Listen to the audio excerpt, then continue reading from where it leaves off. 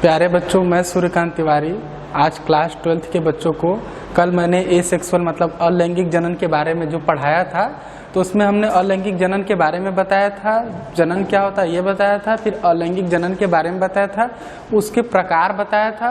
और हम लोग कल कायिक जनन या कायिक प्रवर्धन के दो टाइप्स के बारे में जान रहे थे। एक को हम प्राकृतिक कहते हैं, दूसरे को हम कृत्रिम कहते हैं। तो प्राकृतिक के बारे में डिस्कस हम लोगों ने कल के वीडियो में किया था, और आज हम लोग क्या करेंगे, कृत्रिम कायिक परिवर्धन के बारे में समझेंगे। कृत्रिम क्या नाम है बच्चों? कृत्रिम कायिक प्रवर्धन या जनन, या इसको हम कहते हैं वेजिटेटिव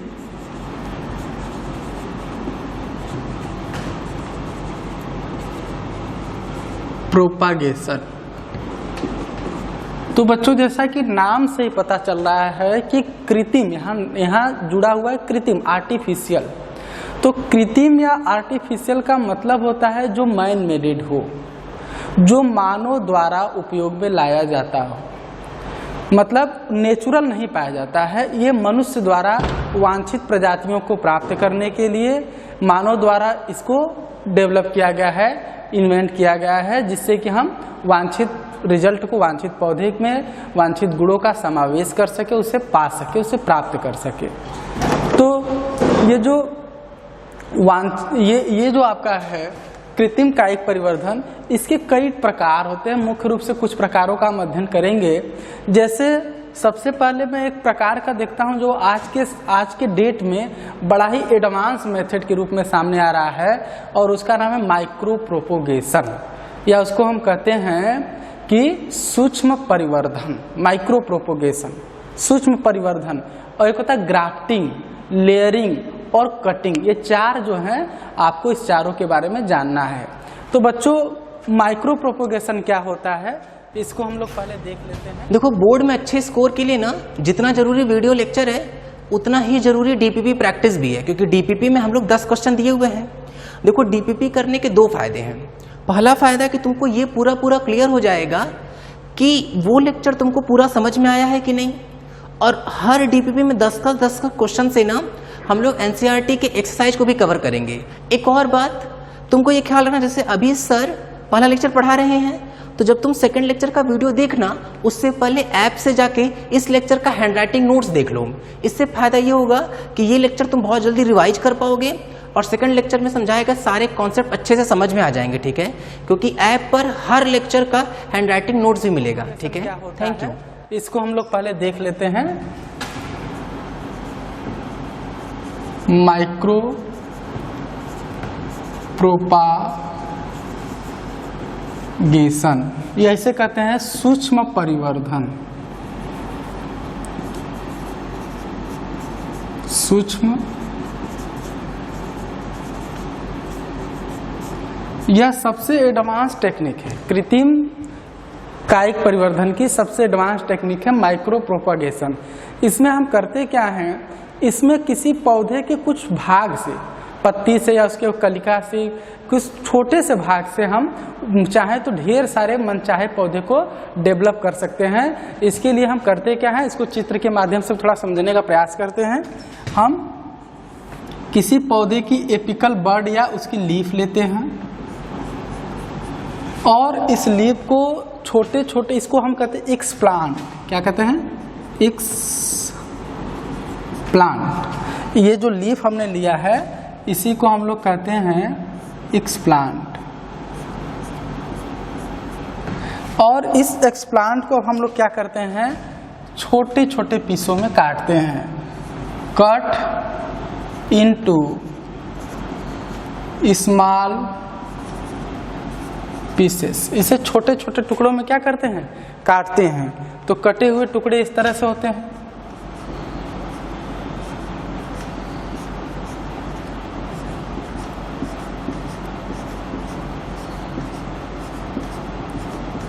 ये टुकड़े में हमने छोटे छोटे टुकड़ों में काटा, मतलब लीफ का ये छोटा छोटा पार्ट है, टुकड़ा है, पीस है। अब इस पीस को हम क्या करते हैं, इसको ये जरूरी यहाँ पर होता है कि ये जो टुकड़े हैं इस पर कोई जर्म न हो, कोई बैक्टीरिया न हो। कोई वायरस ना हो। तो इसके लिए हम जनरली क्या करते हैं, कोई भी इस तरह का, मेरे कहने का मतलब कोई दूसरा माइक्रो ऑर्गेनिज्म ना हो जो कि आगे की प्रक्रिया को बाधित कर सके या नुकसान पहुंचा सके। तो इसके लिए, क्योंकि इसको हम क्या करेंगे, आगे जाकर न्यूट्रिएंट मीडियम पर रखेंगे, पोषक माध्यम पर रखेंगे। तो अगर बच्चों इसको मान लीजिए हम पोषक माध्यम पर रखते हैं और मानते हैं कि हमें इससे पौधा ग्रो कराना है, तो इसकी कोशिका विभाजित करेगी। तो जब पोषक माध्यम पर हम रखेंगे और इसके ऊपर क्या लगा रहेगा, सूक्ष्म जीव लगे होंगे, बैक्टीरिया, सारी चीजें लगी होंगी, तो पोषक माध्यम में इसकी जो कोशिकाएं हैं ये तो विभाजित करेंगे ही करेंगी, इससे ज्यादा बैक्टीरिया विभाजित कर जाएगी। तो जब हमको क्या कल्चर करना है, हमको एक पौधा बनाना है, हमको बैक्टीरिया नहीं बनाना है, नहीं तो बैक्टीरिया वो हमारे कल्चर को क्या करेगी, समाप्त कर देगी, नष्ट कर देगी। तो इसके लिए हम क्या करते हैं, इसको हम ऐसा कोई मैकेनिज्म अपनाते हैं जिससे पूरी तरह से जर्म फ्री हो जाए। तो जर्म फ्री करने के लिए दो तरीका है, एक को कहते हैं डिसइंफेक्शन, क्या कहते हैं, डिसइंफेक्शन, और दूसरे को कहते हैं स्टरलाइजेशन। तो डिसइंफेक्शन ये अलग चीज है। डिसइंफेक्शन का मतलब होता है कि माइक्रोबियल लोड को कम करना।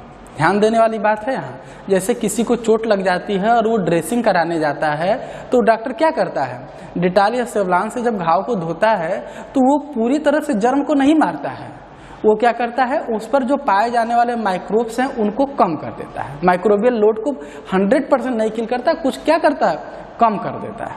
तो कम करने पर क्या होता है, जब माइक्रोब्स कम हो जाते हैं तो घाव जल्दी सूख जाता है। लेकिन यहाँ हमको डिसइंफेक्शन नहीं करना है, हमको करना है स्टरलाइजेशन। तो स्टरलाइजेशन क्या होता है, ये कंप्लीट डिस्ट्रक्शन ऑफ माइक्रोऑर्गेनिज्म। इसमें क्या करते हैं, जो जर्म होते हैं, जो माइक्रोब्स हैं, जो बैक्टीरिया हैं, उनको पूरी तरह से नष्ट करते हैं। तो इसके लिए हम क्या करते हैं, यूज करते हैं 90% एथिल अल्कोहल का यूज करते हैं। तो इसको क्या करते हैं, यहाँ आप देख रहे हैं, ये छोटे छोटे स्मॉल कट पीस हैं जो आपको यहाँ दिखाई दे रहा है।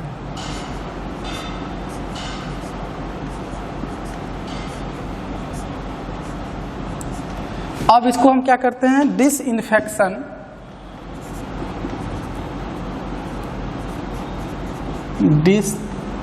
इसको कहते हैं स्टरलाइजेशन। हिंदी में इसी को कहते हैं निर्जर्मीकरण। क्या कहते हैं स्टरलाइजेशन को, निर्जर्मीकरण, मतलब जर्म को पूरी तरह से समाप्त करना, निर्जर्मीकरण। स्टरलाइजेशन विथ स्टरलाइजेशन देखिए दो तरह से हो सकता है, एक कहते हैं फिजिकल और एक को कहते हैं केमिकल। तो फिजिकल स्टरलाइजेशन होता है बाय हीट, जैसे डॉक्टर होते हैं वो किसी का ऑपरेशन करने के बाद वो अपने इंस्ट्रूमेंट को फिर क्या करते हैं, ऑटोक्लेव, मतलब भाप द्वारा उसको क्या करते हैं, उसमें से जो जर्म होता है उनको किल करते हैं। तो वो होता है फिजिकल, जब हीट के माध्यम से मारते हैं। और यहाँ पर हम क्या करें, एक केमिकल होता है जिसमें किसी विशेष तरह का केमिकल डालते हैं जिससे वो जर्म किल हो जाए। तो हम यहाँ पर हीट वाला नहीं कर सकते। क्यों नहीं कर सकते, देखो बच्चों, अगर हीट से स्टरलाइज आप करोगे तो ये जो कटे पीस है वो क्या है, इस लीफ का टुकड़ा है। तो लीफ एक सेल है और जब इसे आप उबालोगे, गर्म करोगे, तो ये सेल क्या हो जाएगी, डेड हो जाएगी। जब सेल डेड हो जाएगी तो आगे की प्रोसीजर आप नहीं कर पाओगे। तो इसीलिए हम लोग क्या करते हैं कि इस सेल को हम लोग हीट से स्टरलाइजेशन नहीं करते हैं। इसको स्टरलाइजेशन हम लोग कैसे करेंगे, इसको करते हैं स्टरलाइजेशन विथ 95% एथिल अल्कोहल। इसे 95% एथिल अल्कोहल का सलूशन लेते हैं जिससे ये स्टरलाइज हो जाता है। तो स्टरलाइज होने के बाद यहाँ पर ये हमको मिल जाता है इस तरह से।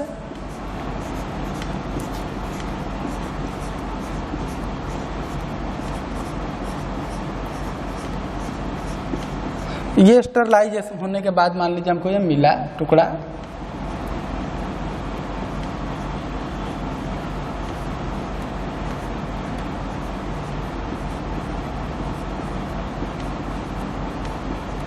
अब हम क्या करेंगे कि एक टेस्ट ट्यूब लेते हैं, हम पेट्री प्लेट भी ले सकते हैं, लेकिन एक टेस्ट ट्यूब लेते हैं। यहाँ पर हमने क्या लिया, एक टेस्ट ट्यूब लिया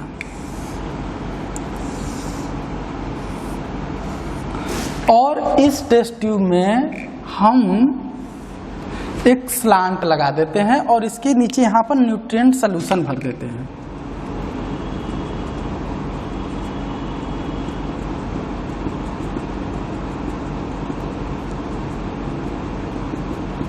ये क्या है, न्यूट्रिएंट सॉल्यूशन है।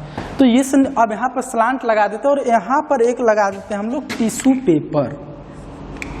इस तरह से यहाँ पर क्या लगाते हैं, टिश्यू पेपर, और इसी के ऊपर हम अपना ये क्या रख देते हैं, एक्सप्लांट। ये जो छोटा सा टुकड़ा है इसको यहाँ ट्रांसफर कर देते हैं, रख देते हैं। ये न्यूट्रिएंट है, ये न्यूट्रिएंट सॉल्यूशन है। ये आपका क्या है, एक्सप्लांट है। तो अब क्या करता है कि ये जो टिश्यू पेपर आपने रखा हुआ है, यह टिश्यू पेपर क्या करता है, न्यूट्रिएंट को एब्जॉर्ब कर कर एक्सप्लांट को देता है।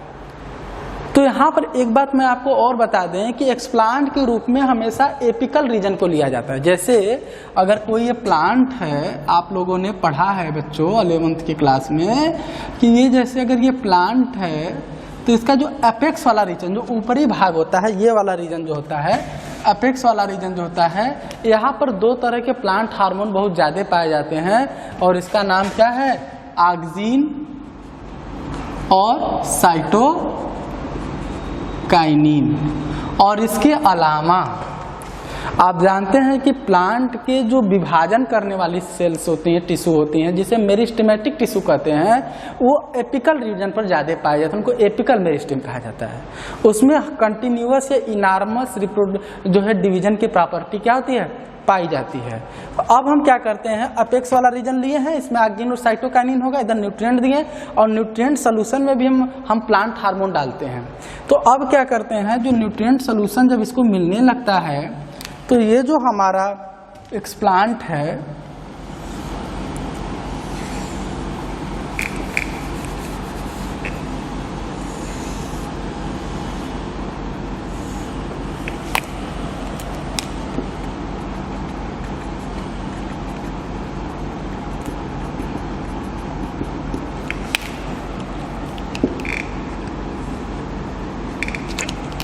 ये जो हमारा एक्सप्लांट है ये क्या करता है, डिवाइड होना शुरू कर देता है। और जब डिवाइड होना शुरू करता है तो मास ऑफ सेल बनाता है। क्या बनाता है, मास ऑफ सेल, कोशिकाओं का एक समूह बनाता है। और इसी मास ऑफ सेल को हम कहते हैं कैलस। क्या कहते हैं, कैलस। कैलस को अगर हम डिफाइन करेंगे तो क्या कहेंगे, अनडिफरेंशिएटेड मास ऑफ सेल, मतलब कोशिकाओं का एक ऐसा समूह जो कि अविभेदित है। विभेदित, न तो उसको आप जड़ कह सकते हैं, न तो उसको तना कह सकते हैं, न तो पत्ती कह सकते हैं, मतलब उसमें भी कोई विभेदन नहीं हुआ है, उसी को हम लोग क्या कहेंगे, कैलस। तो यहाँ पर क्या बन जाता है, ऐसे कैलस बनने लगता है।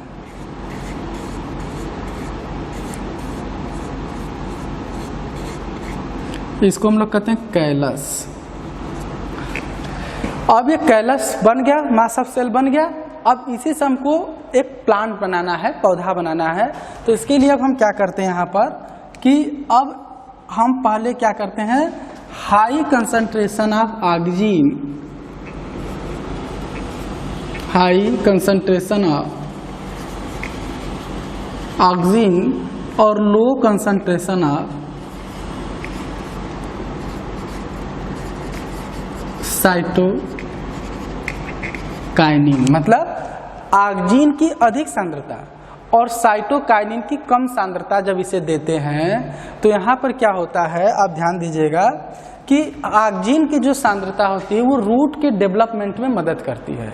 यहाँ पर एक बात हम आपको एकदम क्लियर बता दें बच्चों कि यहाँ पर जब भी देंगे तो ऑक्सिन और साइटोकाइनिन दोनों देते हैं, क्योंकि ये दोनों हार्मोन हमेशा, जो प्लांट हार्मोन होते हैं, पादप हार्मोन जो होते हैं, वो हमेशा होलास्टिक मैनर में काम करते हैं। होलास्टिक मैनर वो होता है कि अकेले काम नहीं करेगा, इसके साथ अन्य दूसरे हार्मोन भी चाहिए।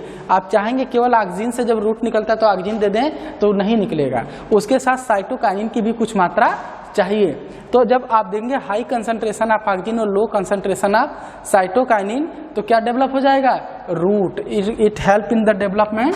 तो ये क्या करता है, it help in the development of root, ये जड़ के निकलने में क्या करता है, मदद करता है। अब यहाँ पर क्या होगा,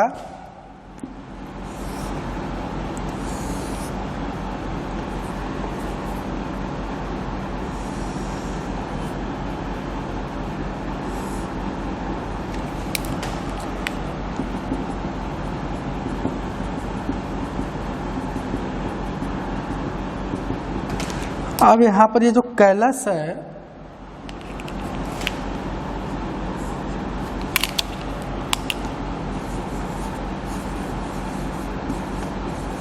तो यहाँ पर क्या निकलने लगेगा, यहाँ रूट, ऐसे रूट लाइक स्ट्रक्चर इस तरह से डेवलप हो जाएंगे। अब इसमें हमको क्या डेवलप कराना है, सूट। तो अब इसके लिए हम क्या करेंगे, यहाँ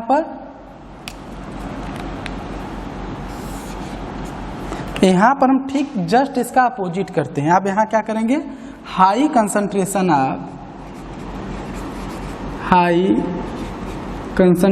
ऑफ साइटोकाइनिन और लो कंसंट्रेशन ऑफ ऑक्सीन। यहाँ पर क्या करेंगे, इसका ठीक उल्टा, यहाँ पर हाई कंसंट्रेशन ऑक्सीन था और लो कंसंट्रेशन साइटोकाइनिन था। यहाँ पर क्या करेंगे, हाई कंसंट्रेशन साइटोकाइनिन का लेंगे और ऑक्सीन का लो कंसंट्रेशन लेंगे। तब यहाँ पर जो ऑक्सीन, जो साइटोकाइनिन का जो हाई कंसंट्रेशन है, ये क्या करता है, it help in the development of suit. ये क्या करता है, सूट के डेवलपमेंट में मदद करता है। तो बच्चों यहाँ पर जब सूट के डेवलपमेंट में ये मदद करेगा,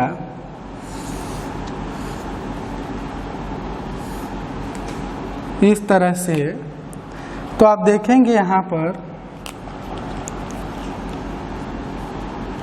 कि एक कैलस से देखो, रूट आपने ऑलरेडी पहले से जम गया, ग्रो करा लिया है।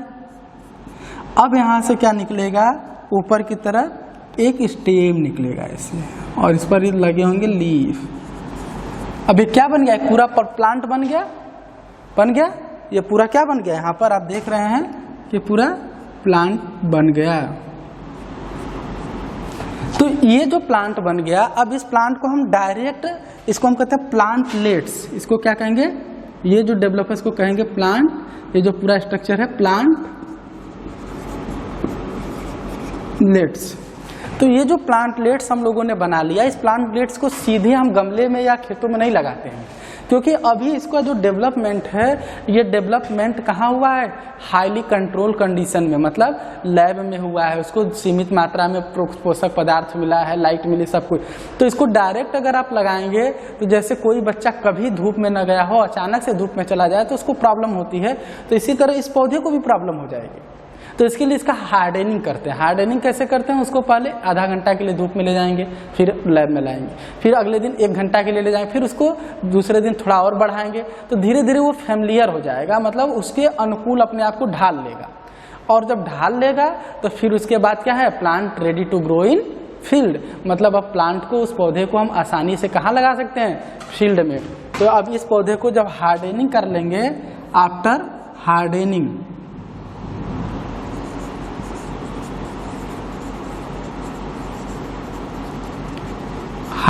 के बाद इसको हम क्या करेंगे, अब इस प्लांट को सो इन द फील्ड,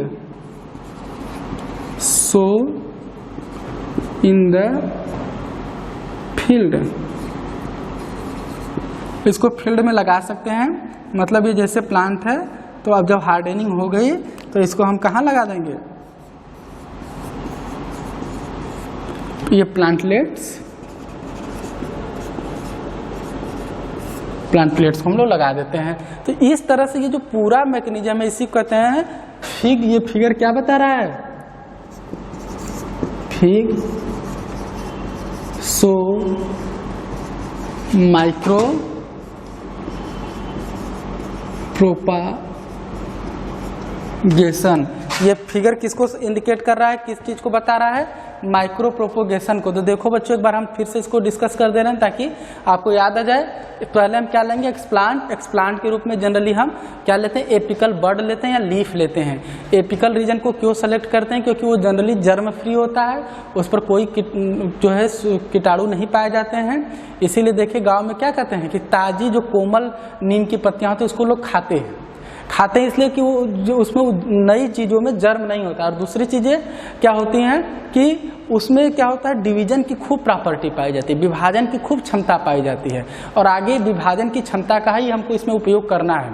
तो हम क्या करते हैं, लीफ लिए, अब इसको क्या करते हैं, छोटे छोटे पीसेस में काट देते हैं, और काटने के बाद इसको क्या करते हैं, स्टरलाइजेशन में निर्जमीकरण करते हैं, और इसके लिए हम केमिकल मेथड यूज करते हैं, क्योंकि अगर हम फिजिकल मतलब भौतिक मेथड यूज करेंगे, विधि यूज करेंगे, तो हमारा सेल डेथ हो जाएगा। तो इसीलिए हम क्या यूज करते हैं, केमिकल। और जब केमिकल का यूज करते हैं तो ये क्या हो जाता है, आपका स्टरलाइज हो जाता है, मतलब निर्जमीकृत हो जाता है, इसमें अब कोई जर्म नहीं रहता है। हम अब दूसरे इधर क्या करते हैं, टेस्ट ट्यूब लेते हैं और इसमें पोषक पदार्थ लेते हैं, जिसमें पादप हार्मोन ये सारी चीज़ें मिली रहती हैं, विटामिन मिनरल, और यहाँ पर एक स्लांट लगाते हैं और उसके ऊपर एक टिश्यू पेपर रखते हैं, उसके ऊपर ही एक प्लांट को रखते हैं।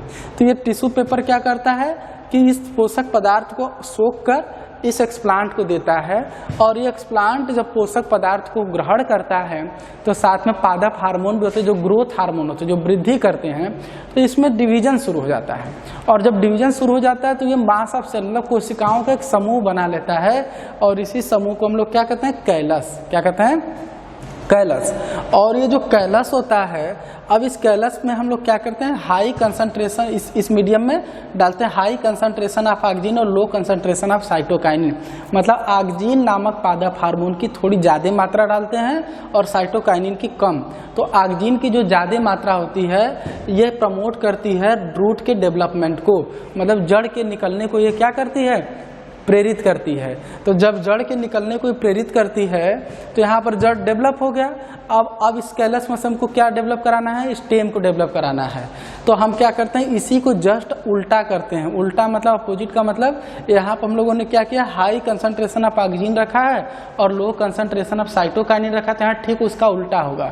उल्टा में क्या होगा, यहाँ पर जो यहाँ ज़्यादा उसको यहाँ कम करेंगे और जो यहाँ कम है उसको ज़्यादा करेंगे। जैसे यहाँ पर हमने हाई ऑक्सीजन लिया है तो यहाँ ऑक्सीजन को लो करेंगे, और यहाँ लो साइटोकाइनिन लिया है तो यहाँ हाई करेंगे। तो इससे क्या होगा, अब ठीक उल्टा है, यहाँ जड़ निकला था, यहाँ तना निकलने लगा, तो एक पूरा एक पौधा बन गया। अब इस पौधे के हम क्या करते हैं, हार्डेनिंग करते हैं। हार्डेनिंग का मतलब क्या होता है, उसको कठोर करना, उसको विपरीत परिस्थिति के लिए तैयार करना, मतलब उसको खेत में लगाने से पहले उसको प्रिपेयर करना कि भाई तुम जैसे एग्जाम देने से पहले बच्चा एग्जाम की तैयारी करता है, ठीक उसी तरह ये क्या करते हैं, इसकी हार्डेनिंग कराते हैं। इसको धीरे धीरे धूप में थोड़ा कम समय के लिए ले जाते हैं, फिर अगले दिन से धीरे धीरे टाइम बढ़ाते हैं, तो ये हार्ड हो जाता है, और इसके बाद इसको क्या करते हैं, फील्ड में सो करते हैं, लगा देते हैं। तो ये इस तरीके से आप देखें कि छोटे से टुकड़े से हमने एक नया पौधा डेवलप कर लिया। तो इसी मैकेनिज्म को कहते हैं माइक्रो प्रोपोगेशन या सूक्ष्म परिवर्धन। ये आजकल बहुत ही एडवांस टेक्निक है, जिससे कि हम एक छोटे से टुकड़े से लाखों पौधे प्राप्त कर सकते हैं। तो बच्चों, माइक्रो प्रोपोगेशन आपने जाना, अब अगली टेक्निक के बारे में हम लोग जानेंगे। हाँ बच्चों, अब अगला जो है उसको हम लोग देखेंगे, क्या, कटिंग। कटिंग क्या होता है बच्चों, इसमें क्या होता है, देखिए ये भी एक जो होता है, इसको कहते हैं कलम लगाना। कटिंग को क्या कहते हैं, कलम लगाना। ध्यान दीजिए, एक विधि होती है कलम लगाना। कलम लगाना या इसको कहते हैं कटिंग। कटिंग में बच्चों हम कलम कैसे लगाते हैं, कटिंग कैसे करते हैं कि इसमें जैसे हम क्या करते हैं, अब आप चाहते हैं, जैसे कुछ पौधे ऐसे होते हैं कि अगर उनसे बीज से आप प्लांट डेवलप कराओगे, उसका सीड जैसे ज़मीन में डालोगे और उससे आप चाहोगे एक नया पूरा पौधा हम डेवलप कराएं, तो उसमें क्या होता है बच्चों कि उसमें आप देखेंगे कि वो पौधा, उस बीज से पौधा बनने में काफ़ी समय लगता है, और उस समय काफ़ी समय बाद उसके फल भी आते हैं। तो ये टाइम भी लगेगा उसको पौधा बनने में, और उसमें फल आने में भी टाइम लगेगा, तो ये बहुत लंबा हो जाता है। जैसे आम ही है, आम को अगर गुठली से आप जमाते हो तो उसको 5 साल का समय लग जाता है फल आने में, बड़े होने में। लेकिन आपने देखा होगा मार्केट में, या आपने देखा होगा जो है कि नर्सरी में जहाँ पर पेड़ पौधे बिकते हैं, आपने देखा है छोटा सा आम का पेड़ है और उसमें आम फला हुआ है। तो ये कैसे, वो तो 5 साल का नहीं है, तो कैसे एक्चुअली करते क्या है, कलम लगाने की विधि में हम क्या करते हैं कि हम जो मैच्योर पौधा है, जो ऑलरेडी डेवलप पौधा है, उसी के टुकड़े को लेते हैं, तने को लेंगे, जड़ को लेंगे, किसी में जड़ से लेंगे, किसी में तने को लेंगे, किसी में पत्तियों को भी लेते हैं। तो उसको हम क्या कहते हैं, तिरछा काटते हैं। ऐसे तिरछा काटने का मतलब ऐसे काटेंगे, ये है इसको ऐसे तिरछा काटेंगे, ऐसे तिरछा काटते हैं। और कटे हुए भाग में ये चीज है, देखिए काटते समय एक बात का ध्यान देते हैं कि कटे हुए भाग में क्या होना चाहिए, नोड होने चाहिए, कलिका होनी चाहिए, यहाँ पर गांठें इस तरह से नोड लाइक होना चाहिए, क्योंकि जो आगे अपस्थानिक जड़ें निकलेंगी, एडवांटेटियस रूट निकलेंगी, इसी नोडल रीजन से ही निकलेंगे। तो नोड नहीं रहेगा तो फिर बेकार हो जाएगा। जैसे आपने बांस में देखा होगा, गन्ना में देखा होगा, गुलाब में देखा होगा, इस तरह की मेथड को हम लोग क्या करते हैं, यूज करते हैं या अपनाते हैं। तो यहाँ पर बच्चों क्या करते हैं कि इसको हम लोग क्या करते हैं, ऑक्सीन और साइटोकाइनिन, जनरली ऑक्सीन के सलूशन में, ऑक्सीन जो पादप हार्मोन आपने देखा, उसके सलूशन में इसके किनारे को ऐसे डुबा देते हैं। डुबाने से होता क्या है कि उससे जल्दी निकलने लगती है, कलिकाएं थोड़ा जल्दी निकलती हैं, और नहीं डुबाते हैं तो थोड़ा सा टाइम ज़्यादा लग जाता है। तो इसको क्या करें, थोड़े, तो इसको हम कहते हैं कटिंग। तने में भी होता है, जड़ द्वारा भी होता है, और ये पत्तियों द्वारा भी, जैसे एलोवेरा ये सब में देखेंगे पत्तियों द्वारा भी होता है। तो ये कटिंग में अब क्या हुआ कि हमें जो इतना लंबा समय लग रहा था, जो इतना ज़्यादा टाइम लग रहा था बीज से पौधे को बड़ा करने में और फिर उससे फल आने में, अब ये क्या होगा, ये पौधा जब इसमें से जर्मिनेट करेगा तो इसमें फूल और फ्लावर आएंगे, क्योंकि ये कोई छोटा पौधा नहीं, आप देखने में लग रहा है कि ये नया नहीं है, ये किसी पुराने पौधे का ही हिस्सा से जर्मिनेट किया गया है। तो ये क्या होता है, उसमें ये जो है फल और फूल समय से आने लगते हैं। तो इसको हम लोग क्या कहते हैं, कलम लगाना या कटिंग कहते हैं। और एक होता है बेटा लेयरिंग। लेयरिंग क्या होता है, लेयरिंग की प्रक्रिया एक होता है आपका, अगला क्या होगा, लेयरिंग।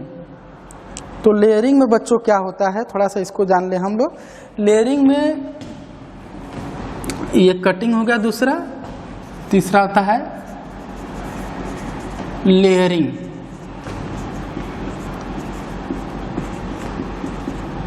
लेयरिंग में हम लोग क्या करते हैं कि लेयरिंग प्राय उनके साथ किया जाता है जिनकी शाखाएं कोमल होती हैं।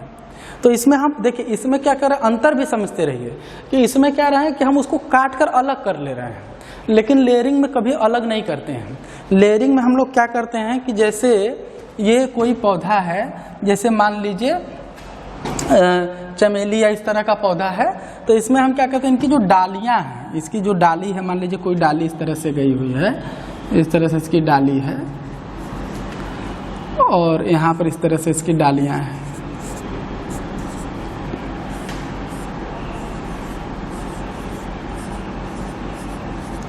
इस तरह से इनकी क्या है, ये डालियां हैं, सपोज करिए।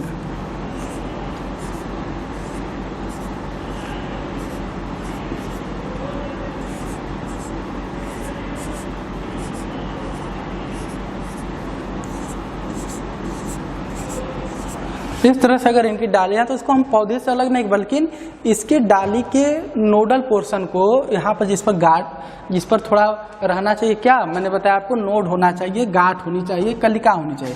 तो जहाँ नोड होती है उसको क्या करते हैं, मिट्टी में ऐसे दबा देते हैं। यहाँ पे इसके ऊपर क्या रख देंगे, ऐसे मिट्टी में इसको दबा देंगे, ऐसे मिट्टी में इसको ऐसे क्या करते हैं, दबा देते हैं। और दबाने के बाद हम ऐसा कोई प्रबंध करते हैं जिससे यहाँ पर नमी बनी रहे। नमी के हम ध्यान देंगे, नमी बहुत जरूरी है, नमी बनी रहे। तो आप देखेंगे क्या कि कुछ समय के बाद, ध्यान समझना बेटा, लेयरिंग में एक होता है, या कुछ समय के बाद ये जो नोडल वाला पोर्शन है, नोड वाला जो रीजन है, यहाँ से जड़ें निकलने लगती हैं। और जब जड़ें निकलती हैं, जब निकल जाती तो इस पौधे को मुख्य पौधे से हम काट कर अलग कर देते हैं, और ये अपने आप में एक पौधा हो गया। अब इसको कहीं ले जाकर लगाया जा सकता है।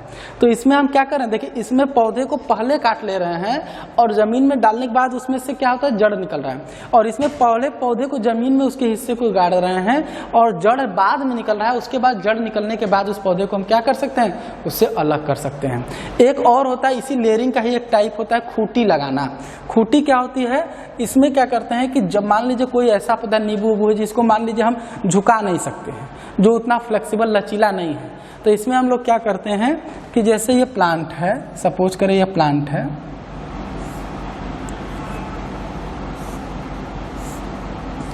ये मान लीजिए प्लांट है,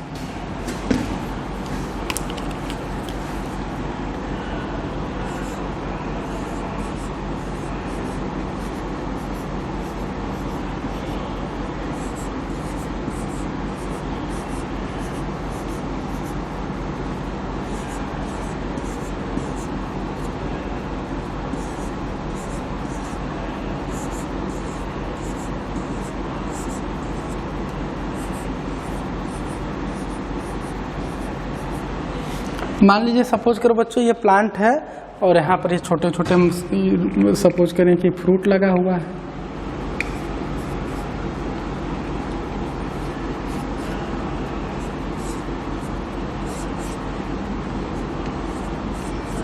अब हम क्या करते हैं कि यहाँ पर हम पहले क्या करेंगे, जैसे इसका हमको करना है, इसको कहते हैं एरियल लेयरिंग। ये अंडरग्राउंड जमीन के अंदर के हैं, इसको एरियल हवा में ही कर रहे हैं। इसमें क्या करेंगे, यहाँ पर हम एक घड़ा लेते हैं और इसमें हम क्या भरते हैं, पोषक पदार्थ, और साथ ही साथ इसमें हम गाय काऊ डंग गोबर, गाय की गोबर भी डाल देते हैं और कुछ पादप हार्मोन भी डाल देते हैं।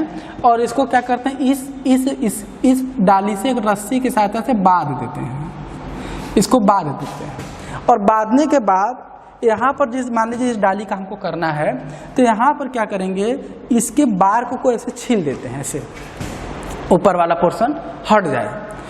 तो अब जैसे जब छील देते हैं बार्क को, तो छीलने के बाद यहाँ पर एक छोटा सा छेद करते हैं, हल्का सा, और इस छेद में एक रस्सी ऐसे लाकर यहाँ जहाँ छीले हुए हैं उस रीजन पर मिट्टी उट्टी रखकर और सूती कपड़े से ऐसे लपेट देते हैं। और उसके बाद इस तरह से मान लीजिए इसको कपड़े से इस रीजन को लपेट दिए, और यहाँ पर इसको हम जब लाते हैं तो इसमें से क्या होता है, जो पोषक पदार्थ है वो इस पर आता है, जिससे इस पर नमी बनी रहेगी और पोषक पदार्थ मिलता रहेगा। तो कुछ समय के बाद आप क्या देखेंगे, इस रीजन से जड़ डेवलप होने लगती है, इससे रूट डेवलप निकलने लगते हैं। अब देखिए इसमें फल भी लगा हुआ है और यहाँ रूट भी निकल गया। अब इसको क्या करेंगे, यहाँ से काट कर हम चाहें तो कहीं लगा दें, तो ये एक पौधा ऐसा होगा जिसमें कि हर साल फल आएंगे जल्दी। तो इसको हम कहते हैं एरियल लेयरिंग, और ये अंडरग्राउंड वाला है। और एक होता है ग्राफ्टिंग, चौथा मेथड है जो आपको जानना है, वो है ग्राफ्टिंग। चौथा जो है ग्राफ्टिंग है, इसको हिंदी में कहते हैं रोपड़। रोपड़ में क्या करते हैं, ग्राफ्ट में दो होते हैं। ग्राफ्टिंग में क्या करते हैं, दो पौधों की शाखाएं होती हैं, एक जमीन से लगी होगी और एक जमीन से ऊपर होगी। जो जमीन में लगी रहती है उसको स्टॉक कहते हैं, और जो ऊपर होती है उसको सैन कहते हैं। मतलब जैसे ये क्या होगी, जैसे मान लीजिए ये जमीन में लगा हुआ है, ये पोर्शन ऐसे जमीन में यहाँ लगा हुआ है, इस पर रूट लगा हुआ है, यहाँ पर रूट सिस्टम डेवलप हुआ है। और जनरली बच्चों ये कहाँ करते हैं, डाई काट में ही खाली करते हैं, डाई काट पौधा। क्यों डाई काट में करते हैं, इसका भी कारण जान लीजिए। क्योंकि डाई काट के पौधों में पाया जाता है कैम्बियम। जब आप जाइलम फ्लोएम पढ़े होंगे तो आप जानते होंगे कैम्बियम पाई जाती है। और जब दोनों के ऐसे जोड़ा जाता है तो दोनों का कैम्बियम आपस में जुड़ जाता है, जिससे दोनों के वेस्कुलर बंडल, जैसे जो संवहन तंत्र होते हैं जाइलम और फ्लोएम, वो आपस में आसानी से क्या होते हैं, जुड़ जाते हैं। तो देखिए यहाँ पर क्या है, अब इसके बाद यहाँ पर एक कट लगाते हैं, ऐसे तिरछा ऐसा कट लगाते हैं कि उसमें जाकर एकदम सेट हो जाए। और इस चूंकि इसमें रूट लगा है तो इसको कहेंगे स्टॉक। अब दूसरा लेंगे जिसमें कि रूट नहीं लगा है, तो उसको हम ऐसे बनाते हैं, जैसे ये है,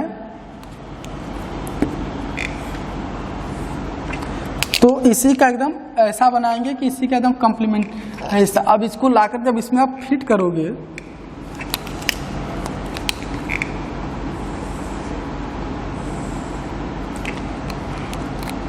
तो ये पूरा इसमें आकर जैसे फिट हो गया। तो अब इसको रस्सी से बांध देते हैं, मतलब थोड़ा और धागे से कपड़े लपेट देते हैं, और इस पर क्या करते हैं, नमी बनी रहे। तो आप कुछ समय के बाद देखते हैं इस पर कलिकाएं होनी चाहिए। तो जहाँ कलिकाएं रहती हैं वहीं से नई ब्रांचिंग निकलने लगती है, और एक ऐसा पौधा डेवलप हो जाता है जिसमें दो अलग अलग वैरायटी, जैसे गुलाब में लाल गुलाब और पीला गुलाब एक ही में खिलने लगता है। तो इस तरह से, इस तकनीक से हम क्या करते हैं, ये सब प्राप्त करते हैं। तो बच्चों आज हम लोगों ने अलैंगिक जनन में कायिक प्रवर्धन की क्या जाना, और कायिक प्रवर्धन की कृत्रिम विधियों के बारे में जाना, जिसमें हमने सूक्ष्म परिवर्धन के बारे में पढ़ा, और यहाँ पर कलम लगाना, कटिंग कैसे करते हैं इसको देखा, और कटिंग के साथ साथ हम लोगों ने क्या देखा, लेयरिंग कैसे होती है उसको देखा। और लेयरिंग के दो टाइप भी देखें, एक जमीन के अंदर जो अंडरग्राउंड होता है, और एक होता है आपका एरियल लेयरिंग जो होता है, इसको हमने देखा। और फिर हमने ग्राफ्टिंग देखा कि ग्राफ्ट कैसे करते हैं। तो देखिए ग्राफ्टिंग में क्या करते हैं, एक जो होता है जो पोर्शन होता है उसका, वो जड़ उसमें रहता है, उसको स्टॉक कहते हैं, और जो तना उसको स्यान कहते हैं।